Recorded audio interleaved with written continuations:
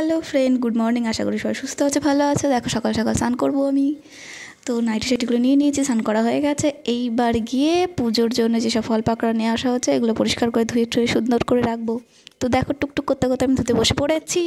তোমরা দেখতে থাকো, সব কিছু আস্তে আস্তে পরিষ্কার করে নেব। তো মার শরীরটা যেহেতু ভালো না, সেই জন্যে মা সব কিছু এক হাতে করতে পারবে না, এবার টুকটুক করে আমাকেও হাত লাগাতে হবে। সেই জন্যই আমি এসেছি শ্বশুরবাড়ি থেকে বাপের বাড়ি। তো আজকে ছোট্ট করে একটু পুজো হবে, সেই কারণে ফলগুলো ভালো করে ধুয়ে পরিষ্কার করে রেখে দেবো ফল বানানোর আগে। এরপরে মা নারকোল কোরানোর জন্য নারকোল ফাটিয়ে রেখেছে, সেগুলো ভালো করে পরিষ্কার করে নেব। নারকোলের নাড়ু হবে, যেহেতু রাধা গোবিন্দের পুজো হবে, সেই জন্য নাড়ু, লুচি, পায়েস, মিষ্টান্ন এগুলো করতে হবে, সেই জন্য নারকোল কোরাতে হবে। নারকোলগুলো ভালো করে ধুয়ে নিই টুকটুক করতে করতে। তোমরা দেখতে থাকো, আর সবাই জানিও তোমাদের ওখানে কেমন গরম। আমাদের এখানে প্রচুর গরম, প্রচুর প্রচুর প্রচুর গরম।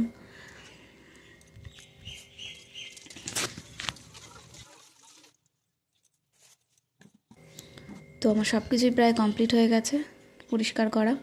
আজকের ভিডিওটা এই পর্যন্তই, আর বেশি কথা বলবো না। তোমরা ভালো থেকো, টাটা।